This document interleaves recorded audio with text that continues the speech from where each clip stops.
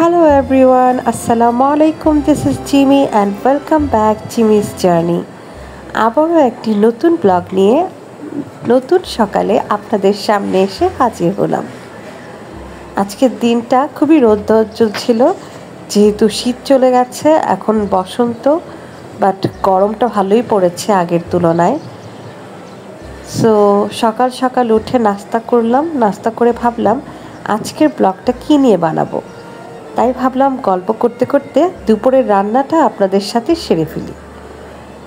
এখন আমি আমাদের স্টুডিও রুমের মধ্যে আছি। এটা আমার হাজব্যান্ডের স্টুডিও রুম। এই ওয়ালপেপারগুলো আমি লাগিয়েছি, খুবই সুন্দর ওয়ালবোর্ডগুলো। আর এখানে যে ক্যানভাসটা দেখতে পাচ্ছেন সেটাও আমারই আঁকা। আমি টুকটাক ছোট ছোট আর্ট করি, অনেক দিন পর ক্যানভাস আর্ট করা আবার শুরু করেছি। আরও সুন্দর সুন্দর ক্যানভাস আর্টের ভিডিও আমি আপনাদের সাথে শেয়ার করব। এ হলো অফিস রুমটা। বারান্দায় ঘুরে এখন রান্না করতে চলে আসলাম। আজকের মেনু খুবই সিম্পল একটা মেনু হবে। আজকে রান্না করব লাল শাক আর বুটের ডাল দিয়ে মুরগির মাংস রান্না। সো প্রথমে আমি আমার কড়াইতে একটু পেঁয়াজ দিয়ে আর রসুন ভেজে নিচ্ছি ভালো করে, তারপর লাল শাকটা দিয়ে দেব। যদিও আমার শাশুড়ি বলেন প্রথমে লাল শাকটাকে আগে একটু শুকিয়ে নিয়ে তারপরে পেঁয়াজের বাগার দিতে।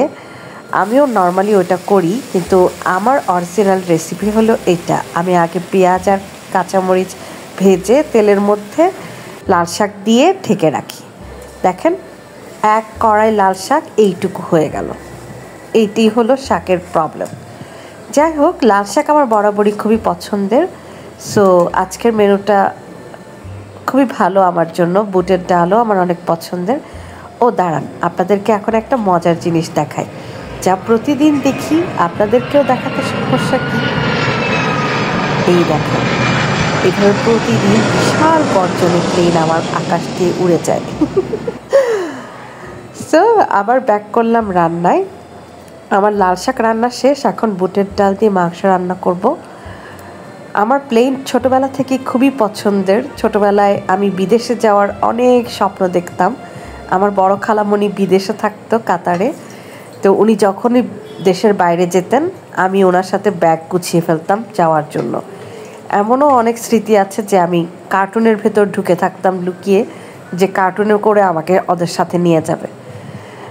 যাই হোক, ওই ছোটোবেলার স্বপ্ন নিয়ে এই পর্যন্ত বড় হলাম, বিদেশে আর যাওয়া হলো না আমার।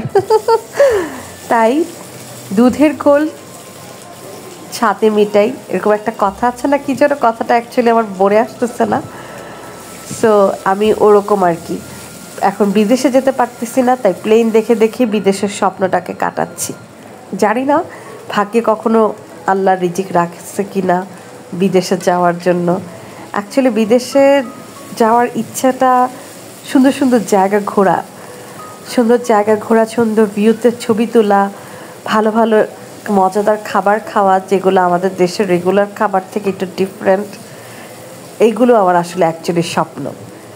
আর এই জন্য দেশের বাইরে যাওয়ার স্বপ্ন আমার ছোটোবেলা থেকে অনেক বেশি। ওই সময় তো আর বুঝতাম না অনেক কিছু। ওই সময় সুন্দর সুন্দর খেলনার দিকে নজর ছিল, সুন্দর সুন্দর খেলনা, সুন্দর সুন্দর ড্রেস। কারণ আমাদের বাংলাদেশি রেগুলার ড্রেসগুলো বা মানে ড্রেসগুলো, পার্টির ড্রেসগুলো আমার কাছে তেমন ভালো লাগতো না, যতটা বাইরের দেশগুলোর ড্রেসগুলো অনেক ভালো লাগতো। বড় আন্টি সব সময় আমাদের জন্য বাইরে থেকে, কাতার থেকে সুন্দর সুন্দর ড্রেস কিনে পাঠাতেন। তো ওই জন্য আকর্ষণটা রয়ে গেছে। যাই হোক, এখন তো বাংলাদেশ অনেক উন্নত হয়ে গেছে। বাংলাদেশ এখন অনেক কিছু পাওয়া যায়। আমরা ছোটোবেলায় যেগুলো কাতার থেকে আসার অপেক্ষা করতাম, এখন বাংলাদেশে এগুলো অ্যাভেলেবেল অনেক কিছু। যাই হোক, আমার মুরগির ভুনাটা প্রায় হয়ে গেছে। এখন আমি এটার মধ্যে ডাল এড করে দেব। একদম সিম্পল ওয়েতে দুপুরের রান্না, তাই রেসিপি আপনাদেরকে তেমন করে বলছি না, কারণ আপনারা ভিডিওতে দেখছেন আমি কি করছি। তারপরে মুখে মুখে একটু বলে দেই। প্রথমে আমি আদা রসুন মানে একটু থেতলে নিয়েছিলাম ইয়াতে, হামানদিস্তায়। তারপর এটার সাথে পেঁয়াজ কুচি দিয়ে, এলাচ আর দারচিনি দিয়ে ভালো করে একটু ভেজে নিয়েছিলাম। ভেজে নেওয়ার পর মুরগিটা দিয়ে এটাকে কিছুক্ষণ ভেজে তারপর একটু হালকা পানি দিয়েছি যেন মশলাগুলো পুড়ে না যায়।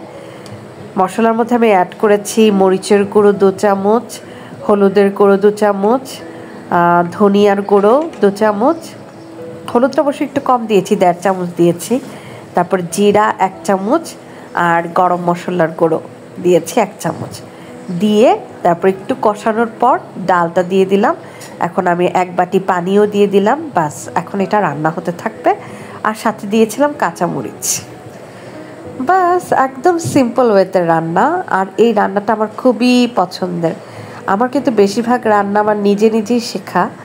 আর স্পেশাল কিছু রান্না আমি আমার খালামণি মামিদের কাছ থেকে শিখেছি।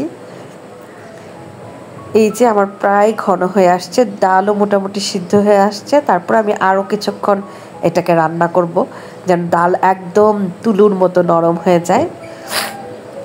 এই যে উপর দিয়ে তেলও ভেসে আসছে। সো যাই বলছিলাম, আজকে দুপুরের রান্না তো অনেক সিম্পল। আপনারা আজকে দুপুরে কি রান্না করেছেন আমাদেরকে অবশ্যই মেসেজে কমেন্ট করে জানাবেন।